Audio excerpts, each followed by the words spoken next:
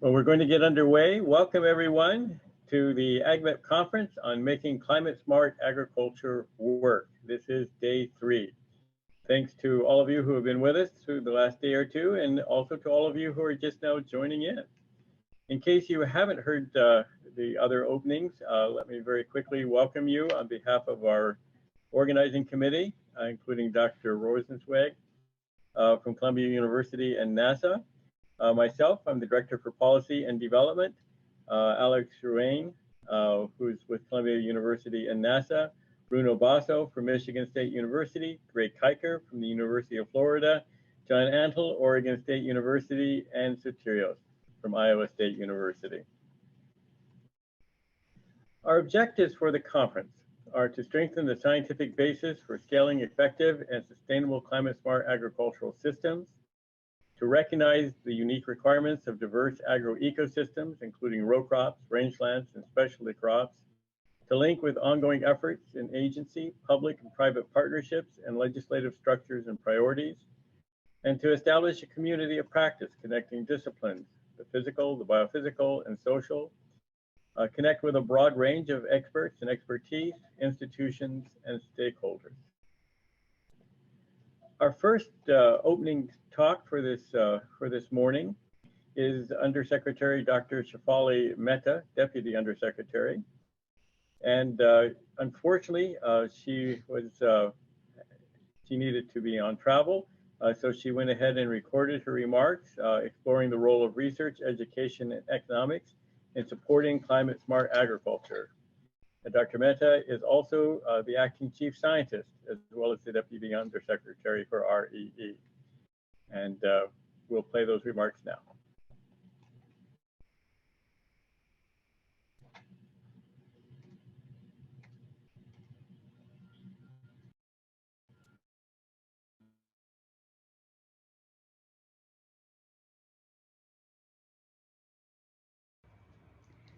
Good morning. I am Shefali Mehta, Deputy Undersecretary for Research, Education, and Economics at the USDA and the Acting Chief Scientist of USDA. I apologize that I cannot present live and had to pre-record these remarks. I appreciate the invitation to share remarks for this important and ongoing discussion on furthering our science and research to support climate-smart agriculture and innovations.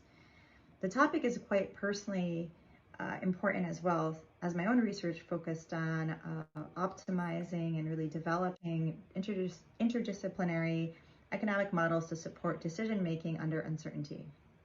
Through my career, I've witnessed the power of models, especially when we find innovative ways to bring together cross-discipline and cross-sector knowledge. The ability for our producers to adopt climate-smart practices in a way that is sustainable in the long run is predicated on the strength of our underlying data and information. By developing insights that are expansive, sufficiently granular, and translatable, we provide the tools our producers need to undertake decisions with confidence. Adopting climate-smart practices is inherently risky. Changing farming operations introduces risk to the farm's operations. The ability to model and provide greater information reduces these risks. Over the course of this workshop, you've had the chance to hear from many of my colleagues, underscoring the focus that USDA has in this area.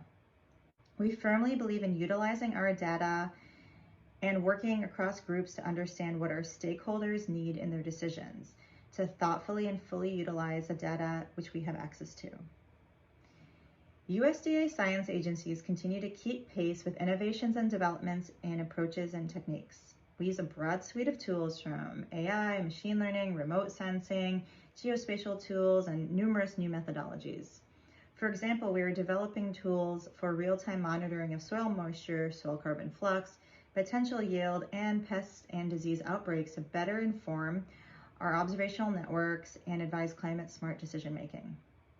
We also know that one of the critical elements of developing useful models is ensuring that we understand the questions that face our stakeholders and address them in a way that directly assists them in making their decisions.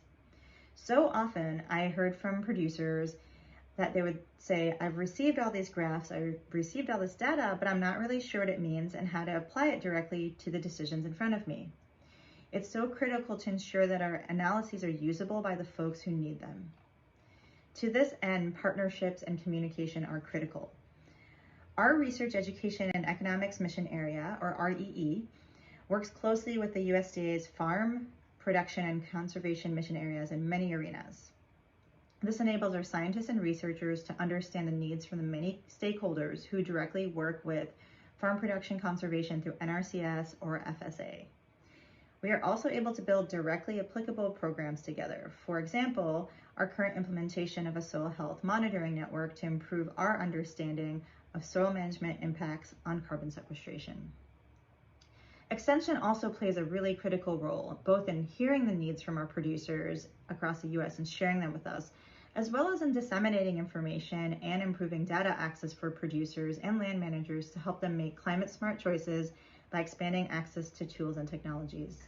One of these technologies is the ARS and Climate Hub's Grassland Productivity Forecast tool, GrassCast, for climate adaptation and enhancing outreach and education to build adaptive capacity. USDA's climate hubs are a cross-agency partnership of the Agricultural Research Service and the Forest Service, who each lead 5 climate hubs with support from the Natural Resources Conservation Service. These climate hubs are another example of iterative information sharing that is key to effective modeling.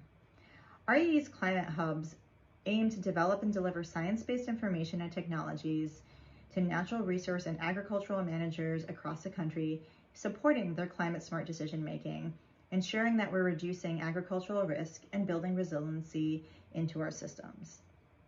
Recently, the National Institute of Food and Agriculture, NIFA, partnered with the Climate Hubs and invested $9 million to expand and increase adoption of climate smart practices. So this partnership continues to support projects that will provide effective, translatable, and scalable approaches to climate change through regional partnerships. We also work in a global environment. As we all know, our research and models don't have borders. Our key effort on the global front is the Agriculture Innovation Mission for Climate, or AIM for Climate, where the United States and the United Arab Emirates partnered to create the growing coalition for climate smart agricultural innovation. AIM for Climate seeks to address climate change and global hunger by uniting participants to significantly increase investment in and support for climate smart agriculture and food systems innovation over the next 5 years. We need innovation in all areas, including in precision agriculture, sensors, drones, hydroponics, genetic cell culture, robotics, just to name a few. Innovation promotes a promise of a brighter future. We are so excited that AgMIP is an AIM for Climate partner and look forward to identifying future collaboration opportunities to advance AIM for Climate towards this goal. These programs and initiatives are just a few of the many innovative programs that are underway at USDA and that USDA supports to address the issues that are at the intersection of food and nutrition security and climate change. You heard about innovative and effective climate smart models and data in more detail from my colleague, Dr. Spiro Stefano, the administrator for USDA's Economic Research Service. USDA's ongoing commitment to science-based climate smart agricultural practices continues to drive REE's innovative science research. Lastly, I want to congratulate Dr. Cynthia Rosenweg for receiving the 2022 World Food Prize from the World Food Prize Foundation. She was awarded this prize for her incredible research and modeling that has provided a foundation for global decision makers to create strategies to mitigate climate change and adapt our food systems to a changing planet. Thank you for joining us in advancing this work.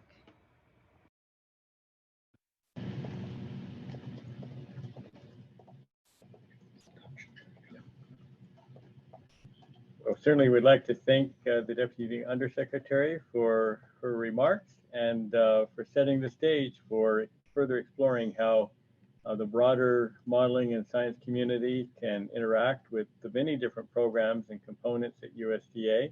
And we'll continue to explore that theme of building new partnerships as we work through this morning.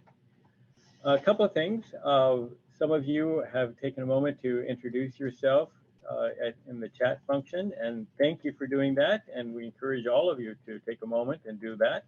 Also, as we go forward, if you have questions, please enter them into the Q&A portion or section.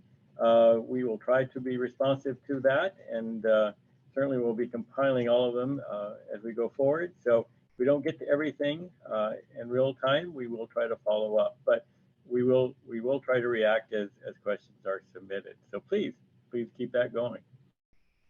Yesterday, we had a fantastic session talking about the AgMIP process for doing model intercomparisons, and we talked about specific examples of developing integrated cropping systems, looking at range and grasslands and livestock. And Dr. Bruno Basso shared how we go forward with multi-model ensembles. We did have some technical challenges early in the day, and so we ran behind. And we didn't have the opportunity to fully discuss or have a good discussion or Q&A session afterwards. So I'm going to hand over to my colleague here, Dr. Alex Ruane, and take it away. Yeah, so just a couple minutes before we get to our next scheduled speaker, we wanted to just provide a little bit more of an opportunity for chat and Q&A comments and questions around this last panel, since it was right up and past the end of the day. So as Terry just mentioned, the panel talked about what are the forms and functions of an AgMIP intercomparison and how does it actually come together. And then we saw several different initiatives and examples of the types of things that could be scaled upwards and outwards in this type of way. So we heard from Dr. Sotirios Argentoulis at Iowa State around integrated cropping systems and climate smart agriculture, and that included not only some amazing examples from the upper Midwest, but also the beginnings of a new crop residue initiative within AgMIP, which is quite exciting. We also saw that there is work being done to cover the grasslands and rangelands and livestock, with Dr. Greg Kiker talking about activities in Africa and also the potential to cover huge important agroecosystems in the United States. And then Dr. Bruno Basso from Michigan State was discussing how these things can come together in multi-model ensembles at very high resolution across the US, including potentially machine learning and other approaches, as well as thinking more fundamentally about some of the processes going on within our soils as we think about crop rotations and long-term sustainability of soil nutrients and other properties. So at this point, again, I wanted to open up the floor for some questions or comments to encourage a little bit further discussion. We can talk about any of these topics or what it might take to get new initiatives going. And I think maybe we'll open the floor also to, I think there was an interesting discussion that I wanted to bring to the whole group that we were commenting. Looking in the Q&A, there are a couple questions here that I'll combine. So this comes from Harsh Patak and from Dave Gustafson. I'm going to combine your questions, but basically the questions together talk about how often should we be measuring soil carbon to really capture these types of effects. And I would maybe argue or add also within the season. But then to a larger question, is there a already established AgMIP protocol for life cycle analysis or other things like that? Or is that maybe a result of where we might want to go? Okay, so I guess it's known that we are quantifying soil organic carbon, which is composed by a fast pool, the microbial decomposition pool, and more intermediate and the passive as well, capturing many crop models and biogeochemical models. They do not change fast. And it is very important not to measure just the soil organic matter where you take, part of roots, which will be eventually decomposed. That does not go towards the permanence calculation. That piece of roots will be decomposed and basically fade off. So organic carbon is shown to change on a much longer scale, 15 to 20 years. And that's unfortunately the sad story in the sense of a potential, farmer to wait to, this long to be able to do that. But there are approaches where if they remain in the same practice, we could partition the benefits over time and paying an annual fee based on the permanence and not necessarily wait, to 20 years. And so to direct answer, very long time, 15, 20 years will be sufficient to capture soil carbon changes. The other question about, and that goes along with bulk density, changing the volume, because otherwise you just don't account for a proper. The LCA is mandatory. I mean, AgMIP should be going. We've been discussing about that, and it's very important. The updates of the factors and not just using old. I came across some analysis of LCA when some of the literature were papers in 1980s, and they're not necessarily, things have changed, genetic has changed, uptake of nutrients has changed. So that is important. In one of the recent paper that I published yesterday that I've shown, we did a very, very detailed, complete life cycle analysis in order to show the comparison with fuels and avoided emission from fuels. This is the only way we will get attention from the agricultural sector in general to show agriculture to be a solution, rather than the problem, because we can account for these changes and in a comparison way with the other sectors that we basically, as I showed, switchgrass basically gains, sequesters carbon and produces biofuels in these marginal lands, which are land pretty much abandoned. And we have a compelling story if we convert that into, as a result of LCA, of basically net negative emissions. All right, thanks, Bruno. This was a great discussion. Hopefully get us going today. There's still an opportunity to drop things in the Q&A for any of the panelists from the end of yesterday. And at this point, I see Cynthia is on. Maybe you would like a quick word, and then we're going to introduce our next speaker. Cynthia, please. Hi, yes. Hi to everybody. And it's just, I feel the workshop is, the conference is going so well. And I just want to thank again, everyone, all of the speakers and all the participants, just great audience every day, and looking forward to the panels and the presentations and the panels today. So thanks, Alex.